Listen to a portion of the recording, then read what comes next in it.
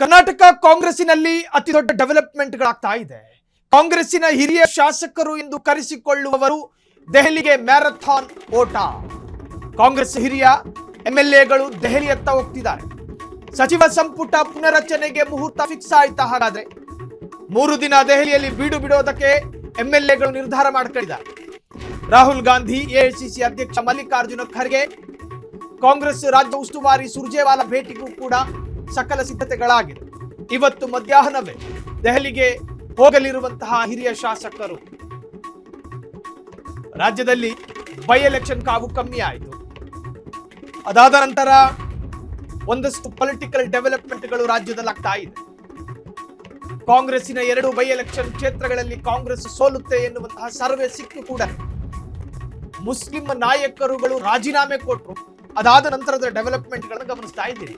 ಇವತ್ತು ಮಧ್ಯಾಹ್ನ ರಾಷ್ಟ್ರ ರಾಜಧಾನಿ ದೆಹಲಿಗೆ ಹೋಗೋದು ಯಾವುದೋ ಹೊಸ ಶಾಸಕರಲ್ಲ, ಬದಲಾಗಿ ಕಾಂಗ್ರೆಸ್ಸಿನ ಹಿರಿಯ ಎಕ್ಸ್ಪೀರಿಯನ್ಸ್ ಎಂಎಲ್ಎಗಳು ದೆಹಲಿಗೆ ಹೋಗ್ತಾರೆ. ಕಾರಣ ಏನು ಅಂತ ಕೇಳಿದ್ರೆ 2028ಕ್ಕೆ ಅಸೆಂಬ್ಲಿ ಎಲೆಕ್ಷನ್ ನಡೆಯುತ್ತೆ. ಇನ್ನೇನು 1-2 ವರ್ಷ. ಕಣ್ಣು ಮುಚ್ಚಿ ತೆಗೆಯುವಷ್ಟರಲ್ಲ ಆ 2 ವರ್ಷವೂ ಕಳೆದು ಹೋಗುತ್ತೆ. ಈ 2 ವರ್ಷದ ಒಳಗಾಗಿ ಗೂಟದ ಕಾರಲ್ಲಿ ತಿರುಗಾಡೋಣ ಅಂತೇಳಿ ಮಿನಿಸ್ಟರ್ಗಳಿಗೆ ಒಂದು ಆಸೆ ಸ್ವಾಭಾವಿಕವಾಗಿದ್ದೇ ಇರುತ್ತೆ. ಒಂದು ಕಡೆ ಪವರ್ ಶೇರಿಂಗ್ ವಿಚಾರ ಹಂಗೆ ಇದೆ, ಅದಕ್ಕೊಂದು ತೀರ್ಮಾನ ಆಗಿಲ್ಲ.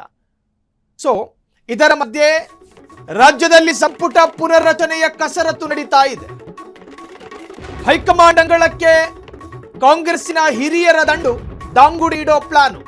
ಇವತ್ತು 25ಕ್ಕೂ ಹೆಚ್ಚು ಶಾಸಕರು ದೆಹಲಿ ಯಾತ್ರೆ. ದೆಹಲಿ ದಂಡಯಾತ್ರೆ ನಡೆಸುತ್ತಿರುವ ಶಾಸಕರು ಯಾರ್ಯಾರು ಗೊತ್ತಾ? ದೆಹಲಿಗೆ ಹಾರ್ತಾ ಇರೋ ಶಾಸಕರ ಪಟ್ಟಿ ಫ್ರೀಡಂ ಟಿವಿಗೆ ಲಭ್ಯವಾಗಿದೆ. ಆ ಎಕ್ಸ್ಕ್ಲೂಸಿವ್ ರಿಪೋರ್ಟ್ ನಿಮ್ಮ ಮುಂದೆ. ಟಿಬಿ ಜಯಚಂದ್ರ, ಅಶೋಕ್ ಪಟ್ಟಣ್, ಪುಟ್ಟರಂಗ ಶೆಟ್ಟಿ, ಲಕ್ಷ್ಮಣ್ ಸವದಿ, ಅಪ್ಪಾಜಿ ನಾಡಗೌಡ, ಶಾಂತನಗೌಡ, ಸುಭಾರೆಡ್ಡಿ, ಜಿಟಿ ಪಾಟೀಲ್, ಬಂಗಾರಪೇಟೆ ನಾರಾಯಣ ಸ್ವಾಮಿ, ವಿನಯ್ ಕುಲಕರ್ಣಿಯೂ ಹೊರತಲ್ಲ, ಆನೇಕಲ್ ಶಿವಣ್ಣರು ಹೊರತಲ್ಲ, ಯಶವಂತ ರಾಯಗೌಡವು ಹೊರತಲ್ಲ, ಷಡಕ್ಷರಿ BR ಪಾಟೀಲು, ಕೃಷ್ಣಮೂರ್ತಿ ಸೇರಿ 25ಕ್ಕೂ ಹೆಚ್ಚು ಹಿರಿಯ ಶಾಸಕರು. ಯಾವ ಹೊಸ ಮುಖಗಳಲ್ಲ. ಒಬ್ರು ರಾಜ್ಯದ ಮಾಜಿ DCM ಆಗಿದ್ದವರು, ಇನ್ನೊಬ್ರು ಸಚಿವರಾಗಿದ್ದವರು, ಹೀಗೆ ಅನೇಕಾರು ಹಿರಿಯ ನಾಯಕರುಗಳು ಇವತ್ತು ರಾಷ್ಟ್ರ ರಾಜಧಾನಿಯ ಕಡೆಗೆ ದಾಂಗುಡಿ ಇಡುತ್ತಾ ಇದ್ದಾರೆ. ಸುಖ ಸುಮ್ಮನೆ ಪಾವು ಬಜಿ ತಿನ್ನೋದಕ್ಕೆ ಹೋಗ್ತಾ ಇರೋದಲ್ಲ ಡೆಲ್ಲಿಗೆ, ಬದಲಾಗಿ ಇನ್ನು ಉಳಿದಿರೋ 2 ವರ್ಷಗಳ ಕಾಲವಾದರೂ ಮತ್ತೆ ಕ್ಯಾಬಿನೆಟ್ ರೀಶಫಲ್ ಆಗಬೇಕು, ಪುನರಚನೆಯಾಗಬೇಕು. ಅಲ್ಲಿ ಕೂತಿರುವಂತಹ ಒಂದಷ್ಟು ಮುಖಗಳಿಗೆ ಸರ್ಕಾರ ಕೋಕು ಕೊಟ್ಟು ನಮ್ಮಂತಹ ಅನುಭವಿ ಮತ್ತು ಎಕ್ಸ್ಪೀರಿಯನ್ಸ್ ಅಥವಾ ಸೀನಿಯರ್ ಹ್ಯಾಂಡ್ಗಳನ್ನ ಕ್ಯಾಬಿನೆಟ್ ನಲ್ಲಿ ಇಟ್ಕೋಬೇಕು. 1-2 ವರ್ಷ ಆದ್ರೂ ಮಿನಿಸ್ಟರ್ ಗಿರಿಯನ್ನ ಅನುಭವಿಸ್ತೀವಿ. ಯಾರು? ಲಕ್ಷ್ಮಣ್ ಸವದಿ, ಈ ಹಿಂದೆ ಬಿಜೆಪಿಯಲ್ಲಿದ್ದವರು, ಬಿಜೆಪಿಯ ಉಪಮುಖ್ಯಮಂತ್ರಿ ಆಗಿದ್ದವರು. ಅಂತಹವರು ಕಾಂಗ್ರೆಸ್ಸಿಗೆ ಬಂದಾಗ ವಲಸಿಗನೆಂಬ ಕಾರಣಕ್ಕೆ ನೀವು ಕ್ಯಾಬಿನೆಟ್ ನಿಂದ ದೂರ ಇಡ್ತೀರಿ ಅನ್ನೋದಾದ್ರೆ ಆ ತರಹದ್ದೊಂದು ಕ್ಯಾರೆಕ್ಟರ್ ಯಾಕೆ ನೀವು ಮಿನಿಸ್ಟರ್ ಸ್ಥಾನ ಕೊಡೋದಿಲ್ಲ? ನೀವು ಹೀಗೆ ಕೊಡದೇ ಇದ್ದರೆ ನಾವು ಡೆಲ್ಲಿಗೆ ಹೋಗಿ ಫೋರ್ಸ್ ಮಾಡ್ತೀವಿ.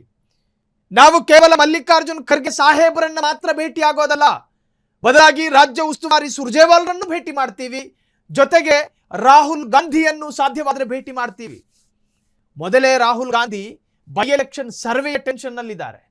ಅದರ ಮಧ್ಯೆ ಈ ತರಹದ್ದೊಂದು ಜಟಾಪಟಿ ಬಗ್ಗೆ ಹೆಚ್ಚಿನ ಡೀಟೇಲ್ಸ್ ಅನ್ನ ಪಡೆಯೋಣ. ನಮ್ಮ ಪೊಲಿಟಿಕಲ್ ರಿಪೋರ್ಟರ್ ಮಾರುತಿ ಫೋನ್ ಸಂಪರ್ಕದಲ್ಲಿ. ಮಾರುತಿ, ಒಂದು ಕಡೆ ಬೈ ಎಲೆಕ್ಷನ್ ಟೆನ್ಷನ್ ಅಲ್ಲೇ ರಾಹುಲ್ ಗಾಂಧಿ ಕಳೆಯುತ್ತಿರುವಾಗ ಈಗ ಮತ್ತೊಂದು ಸೀನಿಯರ್ ದಂಡು ದೆಹಲಿಗೆ ಹೋಗ್ತಾ ಇದೆ. ಏನು ಮಾತನಾಡೋದಕ್ಕೆ ಹೋಗ್ತಿದ್ದಾರೆ ಮಾರುತಿ? ಎಸ್ ಐ ಎಲ್ಲರೂ ಕೂಡ ಬೈ ಎಲೆಕ್ಷನ್ ನಲ್ಲಿ ಅಂದ್ರೆ ರಾಜ್ಯದಲ್ಲಿ ನಡೆದಿರುವಂತಹ ದಾವಣಗೆರೆ ಮತ್ತು ಬಾಗಲಕೋಟೆಯಲ್ಲಿ ಯಾರು ಗೆಲ್ತಾರೆ ಎಂಬ ಆತಂಕದಲ್ಲಿ ಕಾಂಗ್ರೆಸ್ ಹೈಕಮಾಂಡ್ ಆಗಿರ್ಬೋದು ಮತ್ತು ರಾಜ್ಯ ಪ್ರಮುಖ ನಾಯಕರು ಇದ್ರ. ಇನ್ನೊಂದ್ ಕಡೆ 3-4 ಬಾರಿ ಆಯ್ಕೆ ಏನಿದೆ ಶಾಸಕರು ಅವರಿಗೆ ಸಚಿವ ಸ್ಥಾನ ಪಡೆಯುವ ನಿಟ್ಟಿನಲ್ಲಿ ಈಗ ತಮ್ಮ ಕಾರ್ಯವನ್ನ ಆರಂಭಿಸಿರುವಂತದ್ದು. ಯಾಕಂದ್ರೆ ಈಗಾಗಲೇ ಕಾಂಗ್ರೆಸ್ ಸರ್ಕಾರ ಬಂದು 3 ವರ್ಷ ಕಂಪ್ಲೀಟ್ ಆಗಿದೆ. ಇನ್ನು ಬಾಕಿ ಉಳಿದಿರುವಂತಹ 2 ವರ್ಷವಾದ್ರೂ ಕೂಡ ನಾವು ಸಚಿವ ಸ್ಥಾನ ಗಿಟ್ಟಿಸಿಕೊಳ್ಳಲು ಯಶಸ್ವಿ ಆಗ್ಬೇಕು ಎಂಬ ನಿಟ್ಟಿನಲ್ಲಿ ಈಗಾಗಲೇ ಒಂದು ತಂಡ ದೆಹಲಿಗೆ ಹೋಗಲು ತಯಾರು ಮಾಡಿರೋದು. ಅಲ್ಲಿ ಎಐಸಿಸಿ ಅಧ್ಯಕ್ಷರಾದಂತಹ ಮಲ್ಲಿಕಾರ್ಜುನ ಖರ್ಗೆ, ರಾಹುಲ್ ಗಾಂಧಿ ಮತ್ತು ವೇಣುಗೋಪಾಲ್ ಅವರನ್ನ ಭೇಟಿಯಾಗಿ ಆದಷ್ಟು ಬೇಗ ನಮಗೆ ಸಚಿವ ಸ್ಥಾನ ನೀಡಿ ಅಂತ ಒತ್ತಾಯ ಮಾಡುವ ಸಾಧ್ಯತೆ ಇರುವಂತದ್ದು. ಪ್ರಮುಖವಾಗಿ ನಾವು ನೋಡೋದಾದ್ರೆ ಈಗಾಗಲೇ ಸಾಕಷ್ಟು ದಿನಗಳಿಂದಲೂ ಕೂಡ ಇದರ ಬಗ್ಗೆ ಚರ್ಚೆ ಆಗ್ತಿದೆ. ಸಾಕಷ್ಟು ಸತತವಾಗಿ ರಾಜ್ಯದಲ್ಲಿ ಕೆಲ ಶಾಸಕರು ಕೂಡ ಮೀಟಿಂಗ್ ಅನ್ನ ಮಾಡಿರುವಂತದ್ದು. ಪ್ರಮುಖವಾಗಿ ಅಶೋಕ್ ಪಟ್ಟಣ್ ಆಗಿರ್ಬೋದು, ಲಕ್ಷ್ಮಣ್ ಸವದಿ, ಅಪ್ಪಾಜಿ ನಾಡಗೌಡ ಆಗಿರ್ಬೋದು, ಬಂಗಾರಪೇಟೆ ನಾರಾಯಣಸ್ವಾಮಿ, ಯಶವಂತಗೌಡ ಮತ್ತೆ ಷಡಕ್ಷರಿ, ಈ ರೀತಿಯಲ್ಲಿ ಏನು 3-4 ಬಾರಿ 5 ಬಾರಿ ಆಯ್ಕೆ ಆಗಿರುವಂತಹ ಶಾಸಕರಿದ್ದಾರೆ. ಅವರು ಕೂಡ ಈಗ ದೆಹಲಿಗೆ ಹೋಗ್ತಾ ಇರುವಂತದ್ದು. ಇವತ್ತು ಸಂಜೆ 4:30ಕ್ಕೆ ಫ್ಲೈಟ್ ಬುಕ್ ಮಾಡ್ಕೊಂಡು ದೆಹಲಿಗೆ ಹೋಗುವಂತದ್ದು. 3 ದಿನಗಳ ಕಾಲ ದೆಹಲಿಯಲ್ಲೇ ಬಿಟ್ಟು ಆದಷ್ಟು ಬೇಗ ಎಲ್ಲಾ ಹೈಕಮಾಂಡ್ ನಾಯಕರನ್ನ ಭೇಟಿಯಾಗಿ ಸಚಿವ ಸಂಪುಟಕ್ಕೆ ಒತ್ತಾಯ ಮಾಡುವ ಸಾಧ್ಯತೆ ಇರುವಂತದ್ದು. ಯಾಕೆಂದ್ರೆ ಇನ್ನ ಬಾಕಿ ಉಳಿದ 2 ವರ್ಷ ಆದ್ರೂ ಕೂಡ ನಾವು ಅಧಿಕಾರ ಬರಲೇಬೇಕು. ಮುಂದಿನ 2027 ನಂತರ ಕಾಂಗ್ರೆಸ್ ಸರ್ಕಾರ ಅಧಿಕಾರಕ್ಕೆ ಬರುತ್ತೋ ಇಲ್ಲೋ ಗೊತ್ತಿಲ್ಲ. ಈ ಬಾರಿ ಆದ್ರೂ ನಾವು ಸಚಿವರು ಆಗ್ಲೇಬೇಕು ಅಂತ ಒತ್ತಡ ಹಾಕೋದಕ್ಕೆ ಈಗ ದೆಹಲಿಗೆ ಹೋಗ್ತಾ ಇರೋದು. ಅಂದ್ರೆ ಈಗಿರುವ ಒಂದು ಅಷ್ಟು ಅಸಮರ್ಥ ಸಚಿವರುಗಳನ್ನ ಕೈ ಬಿಟ್ಟು ನಮಗೆ ಒಂದು ಅವಕಾಶವನ್ನು ಕೊಡಿ, ನಮ್ಮ ಕೆಲಸವನ್ನು ನೋಡಿ, ಆ ನಂತರ ಮಾತಾಡೋಣ ಅಂತೇಳಿ ಒತ್ತಾಯ ಹಾಕೋಕೆ ಈಗ ನಿರ್ಧಾರ ಮಾಡಿರುವಂತದ್ದು. ಅದರಿಂದಾಗಿ ಈಗ ಸಾಕಷ್ಟು ಕುತೂಹಲ ಮೂಡಿಸಿರುವಂತದ್ದು.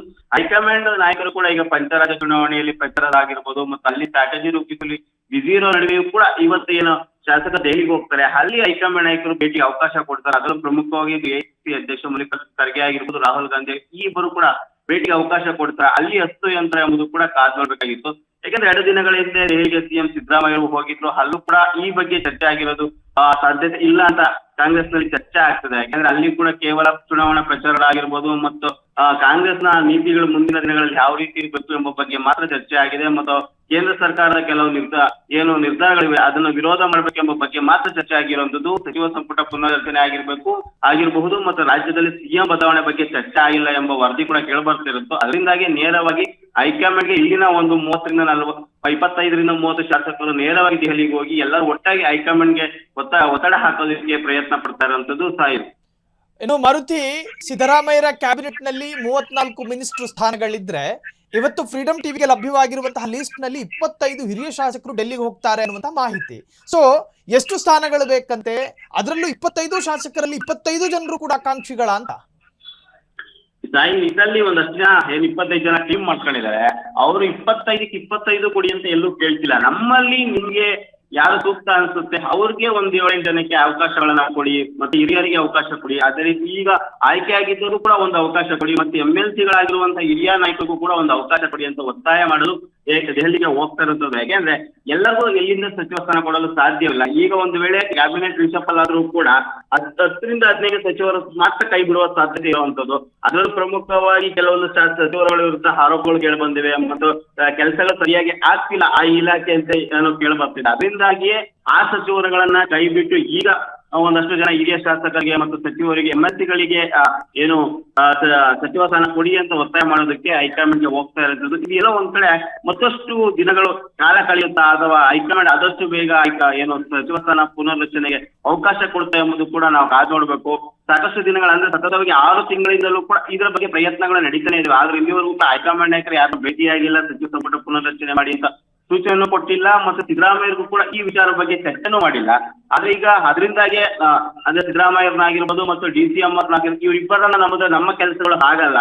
ಅದರಿಂದಾಗಿ ನಾವೇ ನೇರವಾಗಿ ದೆಹಲಿಗೆ ಹೋಗಿ ರಾಹುಲ್ ಗಾಂಧಿಯನ್ನ ಭೇಟಿಯಾಗಿ ಒತ್ತಾಯ ಮಾಡಬೇಕು ಮತ್ತೆ ಅಲ್ಲಿ ಪರ್ಮಿಷನ್ ತಗೊಂಡ್ಲೇ ಬರಬೇಕು ಅಂತ ಸುಮಾರು 3 ದಿನಗಳ ಕಾಲ ದೆಹಲಿಯಲ್ಲಿ ಬೀಳ್ಬಿಡಲು ಹೋಗ್ತಾರೆ ಅನ್ನೋದು ಸಾಯಿಲ್. ಥ್ಯಾಂಕ್ ಯು ಮಾರುತಿ ತಮ್ಮೆಲ್ಲ ಡೀಟೇಲ್ಸ್.